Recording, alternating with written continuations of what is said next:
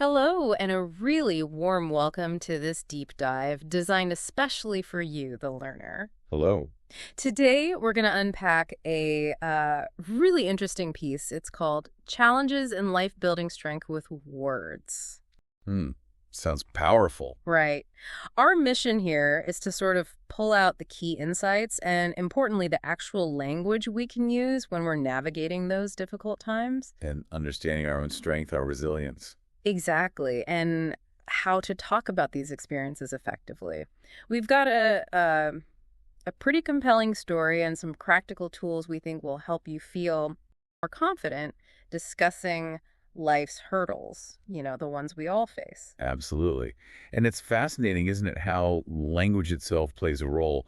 Just having the right vocabulary can, empower us. How so? Well, it helps us understand the challenge better, maybe process it more effectively. It gives us a way to describe it, not just feel it, and, connect with others going through similar things. That makes a lot of sense. Okay, let's dive into the story mentioned in the piece. It's about someone named Tom.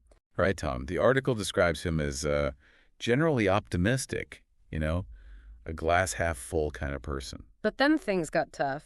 An economic crisis hit, and he lost his job. Suddenly, that optimism is really put to the test. Yeah, and the impact was immediate. We're talking financial strain bills piling up, family to support, no savings buffer. It sounds incredibly stressful. It really does. And the article highlights the emotional side, too, which is just as important. Oh, definitely. Beyond the money worries, Tom felt hopeless, even embarrassed maybe, and very isolated. That sounds very real. When something big like losing your job happens, it can really shake your identity. Exactly. As he kind of withdrew, felt overwhelmed by it all. Understandable, really. But then there's this shift, a turning point. And it comes from something quite small, almost unexpected. Ah, yes, the drawing. His daughter gave him a picture she drew. Tell us about that. Well, it was simple, just their family all smiling, and Tom was right there in the middle of the picture. Just a kid's drawing, but it had a huge impact on him. Why do you think that was so powerful? I think. Well, maybe cut through the noise. All the worry, the self-doubt. It just reminded him of what was fundamentally important. His family, his role as a father. Shifting his focus. Exactly. From what he lost to what he still had and who depended on him. It sort of reframed it.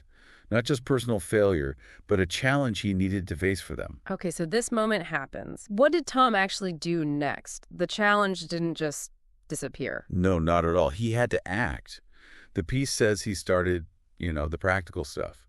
Updating his CV. Getting back out there. Right, and reaching out, asking for help from his network. But it wasn't easy. It rarely is it? The article mentions those first steps, sending out applications, and then silence, few replies. That must have been discouraging. Oh, for sure. And that period is key to understanding resilience, isn't it? Yeah. It's not about not facing setbacks. It's about pushing through them. Precisely. The article stresses that he kept going despite the disappointments. Yeah. That persistence, this mental strength in action. And his persistence eventually paid off. A friend recommended him for a job. Yes. Though it wasn't quite what he had before, apparently. Lower pay, maybe a smaller company. A new beginning, essentially. A step, though. A foothold. What does that tell us about bouncing back? Well, that progress isn't always a straight line up.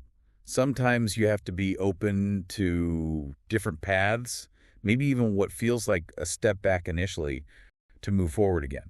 And he used that opportunity. It says he worked hard, learned new things. And eventually got promoted. His journey shows that resilience often involves adapting, growing, finding new ways. And now, the article mentions he actually talks to other people about resilience and mental health, drawing on his own experience. Which is incredible. That really difficult time, losing his job, has become what the article calls his turning point. That's such a powerful reframe, taking something negative and seeing it as the moment things change direction, potentially for the better in the long run. Indeed.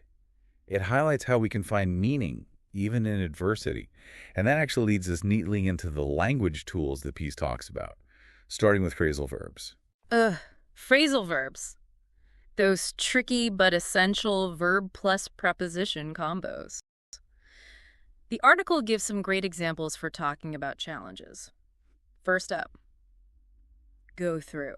Meaning to experience something difficult, like the example. He went through a tough time. Yeah. Simple, direct. Yeah, it covers a lot. Then there's hold on. Meaning don't give up. Right. Like saying, hold on, things will get better. It's all perseverance. Very useful. Next, bounce back. To recover, like he bounced back after losing his job. Mm-hmm. That fits Tom's story perfectly. It really does. What about reach out?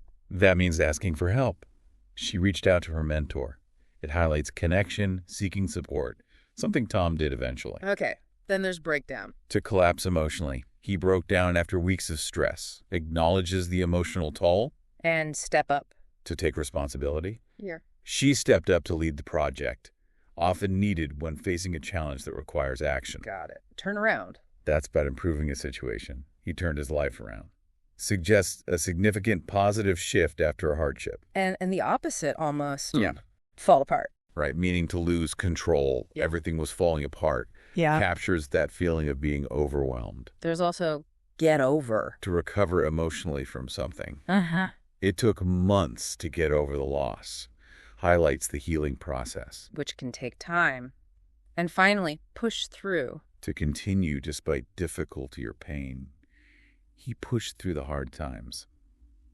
That really speaks to willpower, doesn't it? Definitely. These are really practical. Okay, the piece also talks about collocations. Remind us what those are. Sure. Collocations are just words that often go together naturally in English. Using them makes you sound more fluent. Yeah. Like peanut butter and jelly. Gotcha. So what collocations does the article suggest for discussing challenges? Well, things like tough decision, meaning a difficult choice. Makes sense. Emotional support, help with feelings. Financial difficulty, problems with money. All relevant to Tom's situation. Absolutely. What else? Mental strength, that inner power we talked about, resilience training, actually learning how to build that strength. Yeah, interesting. Like actively developing it. Yeah. And positive attitude, having a hopeful outlook. Also, personal growth, how we develop through these experiences. And support system. That's your network of helpers, friends, family, mentors, stress management techniques for handling pressure. And there it is again. Turning point. Right, that life-changing moment. Using that collocation really connects back to Tom's story and frames the challenge differently. Okay, so we have these tools, but it's also easy to make small mistakes when we're talking, especially about difficult things. The article points out a few common ones. Yeah, this is useful. For example, sometimes you hear, he passed a hard time. Right, but it should be. He went through a hard time. Yeah. Using that phrasal verb we just discussed. Okay, another one. Saying, I want to give up to this job. The to isn't needed. Just give up this job. Exactly. Or with negatives, like, she didn't reach out, that should be, she didn't reach out. Base form after didn't. Gremlins? What about face with the challenge? Just face the challenge. No, with needed there. Simple enough. And this one's common. The life is very difficult. Usually we just say life is very difficult. We tend not to use the when talking about life in general. Tip. More. He couldn't get over the failure. Again, base form needed. He couldn't get over the failure. Right, after couldn't. And instead of maybe they support him emotionally, a more natural collocation is they gave him emotional support. Using the noun phrase. Okay. And tense mistakes, like she make a big decision, should be she made. Past tense. Or I lose my hope, should be I lost my hope. Keep track of when it happened. And the last one is about adverbs. He worked hardly to improve. Right. Hardly means almost not at all. He worked hard to improve. Ah, big difference in meaning. These are subtle but important. So knowing the right words is one thing, but how we talk about challenges matters too. The article has tips on that. It does. Speaking strategies. Yeah. One is to express emotions clearly. Don't be afraid to say something like, I felt completely lost, or I was really scared. Being authentic about the feeling. Exactly. But also show resilience. You can say, it was hard, but I held on, or I managed to push through. Acknowledges the difficulty, but also the strength. And connecting with others. Yes, mentioning your support system. I reached out to my friends, or my family gave me emotional support, shows you weren't alone. That seems really important. What about managing stress while talking about these things? It can be tough to revisit hard times. Definitely. The article suggests a few things. One idea is to think of someone you admire who overcame difficulties. Kind of borrow their strength mentally. Nice visualization. Another tip is to speak slowly, consciously breathe, and try using positive vocabulary where you can, even when describing the difficulty. It can help regulate your own feelings. Makes sense. Control the narrative, control the feeling a bit.